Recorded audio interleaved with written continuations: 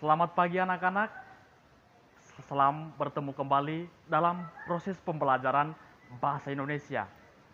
Perkenalkan, nama saya Pak Yohanes Paput, guru di SMP IPPK Bonaventura Sentani.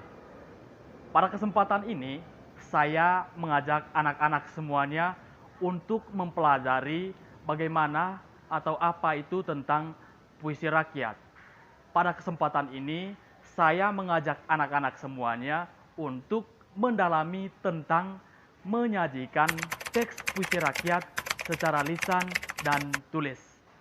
Untuk lebih lengkapnya, kita akan mengikuti materi berikut ini. Pada pembelajaran ini, kita akan membahas tentang menyajikan puisi rakyat secara lisan dan tulis. Adapun tujuan pembelajaran yang kita harus capai dalam pembelajaran ini, dengan mempelajari materi ini, siswa mampu memahami konsep jenis puisi rakyat. Di dalamnya ada pantun, ada gurindam, dan ada syair. Yang kedua, memahami langkah-langkah membuat puisi rakyat. Yang ketiga, menyajikan puisi rakyat secara lisan dan tulis. Inilah ketiga tujuan pembelajaran yang harus kita capai dalam pembelajaran ini.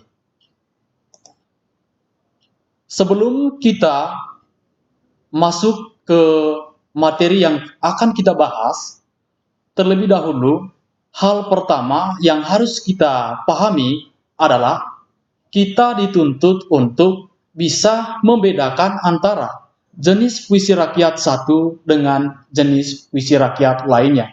Dalam hal ini, yang kita bahas adalah puisi rakyat pantun, gurindam, dan syair. Ada beberapa hal yang harus diperhatikan dalam membedakan ketiga jenis puisi rakyat ini. Yang pertama adalah jumlah baris. Yang kedua adalah jumlah kata.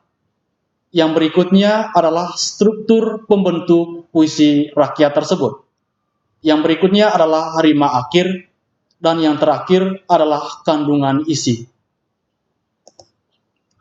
Kita akan membahas satu persatu dari beberapa poin yang membedakan antara ketiga jenis puisi rakyat. Poin yang pertama adalah jumlah baris. Dalam pantun, puisi rakyat ini terdiri atas 4 baris. Sedangkan dalam gurindam hanya terdapat 2 baris, dalam syair terdapat 4 baris.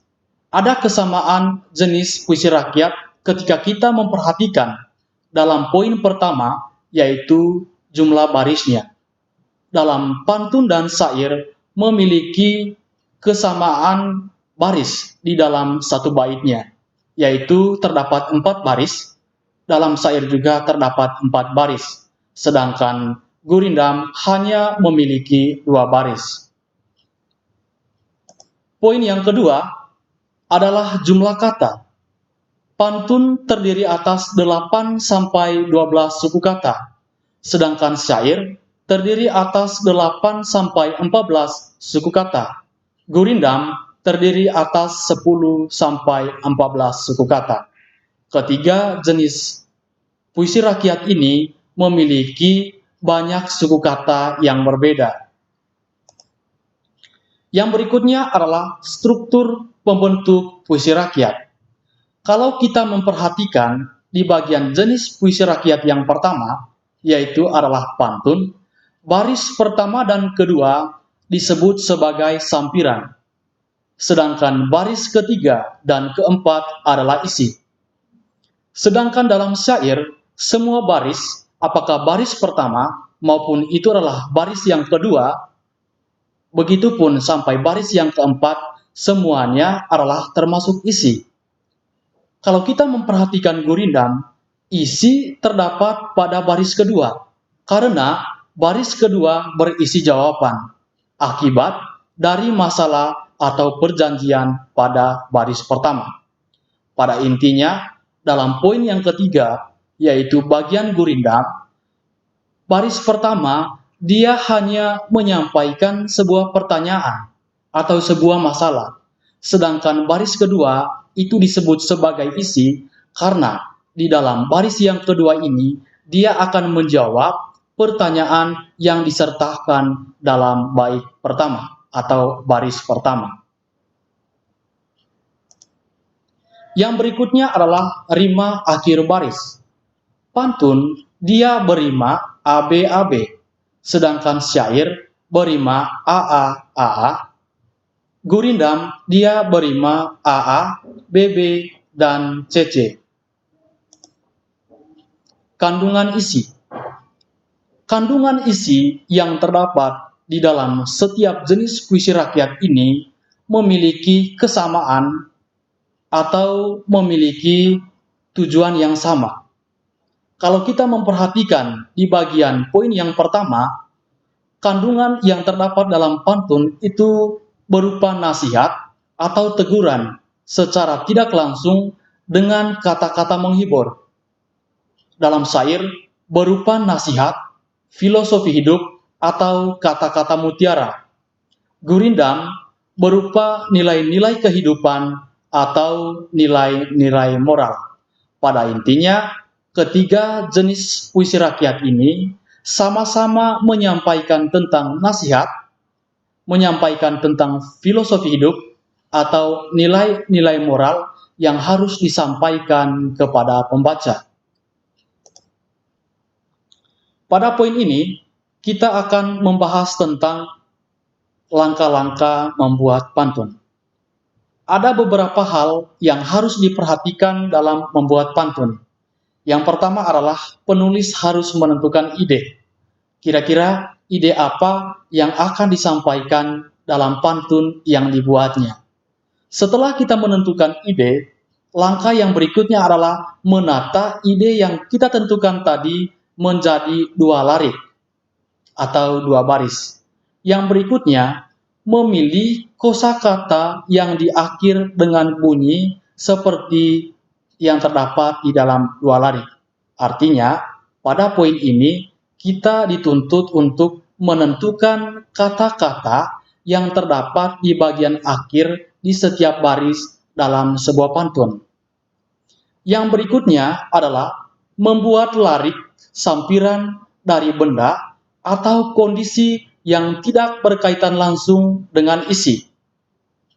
Yang berikut, menata kembali kalimat atau larik dengan rima dari kosakata yang berirama sama. Yang terakhir adalah kita dituntut untuk menata pantun secara logis. Jadi, pada intinya di sini, setelah kita menentukan ide kita atau tema yang akan kita sampaikan dalam pantun yang kita buat, maka langkah berikutnya adalah menata ide tersebut menjadi dua larik. Setelah menata ide, kita harus memilih atau menentukan kata-kata yang berbunyi sama di bagian akhir kalimat pantun. Tidak semestinya harus sama antara baris pertama, kedua, ketiga, dan keempat. Yang dituntut berbunyi sama adalah baris pertama, dia memiliki kesamaan berirama dengan baris yang ketiga, sedangkan baris kedua, dia dihubungkan dengan baris yang keempat. Mari kita memperhatikan contoh berikut ini. Langkah yang pertama adalah menentukan tema pantun tersebut. Tema yang saya tentukan di sini adalah tentang pahlawan. Setelah kita menentukan tema dalam membuat pantun, langkah yang berikutnya adalah kita menentukan kata yang berima sama di antara baris per baris di dalam sebuah bait dalam sebuah pantun. Kata yang berima sama yaitu baris pertama dia harus berima sama dengan baris yang ketiga.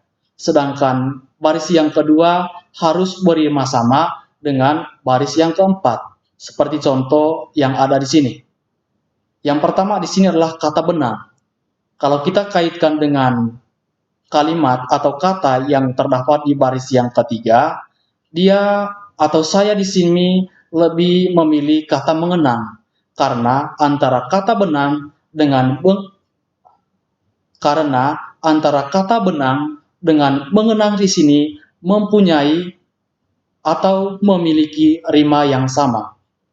Yang kedua adalah baris yang kedua saya memilih kata rasa, dan baris yang keempat saya memilih kata perkasa. Antara kata rasa dengan perkasa dia memiliki kesamaan rima atau bunyi di akhir katanya. Sehingga setelah kita menentukan kata yang berima sama di bagian akhir kalimat di setiap baris, langkah yang berikut adalah kita membentuk kata di setiap baris ini menjadi sebuah kalimat. Contoh, di bagian bawah. Kata benang ini kita lengkapi dengan kalimat seperti ini. Tanam kapas meminta benang. Terus yang keduanya kata rasa, benang disulam penuh rasa. Yang ketiga kata mengenang, tidak lupa sambil mengenang. Kata yang terakhir adalah kata perkasa, jasa pahlawan yang perkasa. Sehingga inilah yang disebut sebagai pantun. Tanam kapas meminta benang, benang disulam penuh rasa. Tidak lupa sambil mengenang, jasa pahlawan yang perkasa. Ini adalah contoh yang pertama. Kalau kita belum mengerti dengan contoh yang pertama, mari saya masih menyiapkan contoh yang kedua. Contoh yang kedua, seperti yang kita ketahui di awal tadi, langkah pertama yang harus diperhatikan dalam membuat pantun adalah menentukan tema. Jadi tema yang saya tentukan di sini adalah spiritual atau hal-hal yang berkaitan dengan nilai-nilai religius atau agama. Setelah kita menentukan tema, langkah yang kedua adalah menentukan kata-kata yang berirama sama yang terdapat di bagian akhir kalimat. Kalau kalimat yang pertama tadi, dia harus berirama sama dengan kalimat yang ketiga, sedangkan kalimat kedua harus berirama sama dengan kalimat yang keempat. Inilah kunci dalam membuat pantun. Setelah kita menemukan kata yang berirama sama dari baris pertama, baris kedua, dan baris ketiga, begitupun baris yang keempat, barulah kita susun kata-kata ini menjadi kalimat-kalimat yang logis. Mari kita perhatikan contoh di bawah ini.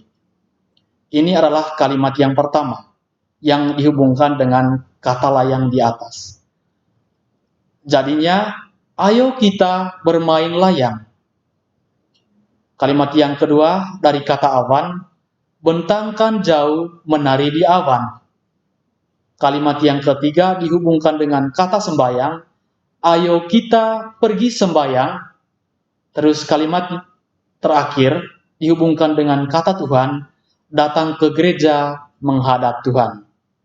Jadilah sebuah pantun. Sehingga ketika langkah-langkah ini kita pahami betul-betul, maka dapat dengan mudah kita bisa membuat sebuah pantun. Yang terpenting kita harus pahami betul bagaimana langkah-langkah membuat pantun, hal apa saja yang perlu diperhatikan dalam langkah yang pertama. Setelah kita memahami langkah yang pertama, langsung saja kita masuk ke langkah yang kedua dengan model yang seperti ini, barulah kita menyusun kata-kata yang seperti ini menjadi sebuah pantun. Ayo kita bermain layang, bentangkan jauh menari di awan. Ayo kita pergi sembayang, datang ke gereja menghadap Tuhan. Anak-anak sekalian, inilah langkah-langkah yang harus diperhatikan dalam membuat pantun. Sebenarnya tidaklah terlalu sulit kalau kita betul-betul memahami bagaimana konsep membuat pantun. Yang terpenting, setelah kita memahami langkah-langkahnya atau konsep-konsepnya, marilah kita menyisihkan waktu untuk membuat atau mempraktekkan konsep tersebut ke dalam sebuah latihan yang persis seperti yang terdapat di dalam contoh yang saya telah lakukan. Saya pikir seperti ini dulu pertemuan kita pada kesempatan ini. Sampai ketemu lagi pada pembelajaran yang berikutnya. Shalom, Tuhan memberkati. Salam Merdeka Belajar. Terima kasih anak-anak telah mengikuti proses pembelajaran ini dengan baik. Pak Guru berharap jika ada pertanyaan, silakan komen di kolom komentar di bawah ini. Dan jangan lupa memberikan dukungan terhadap channel kita melalui memberikan like, komen, dan subscribe. Dan tolong sebarkan video pembelajaran ini ke teman-teman Anda yang lainnya. Terima kasih, salam Merdeka Belajar.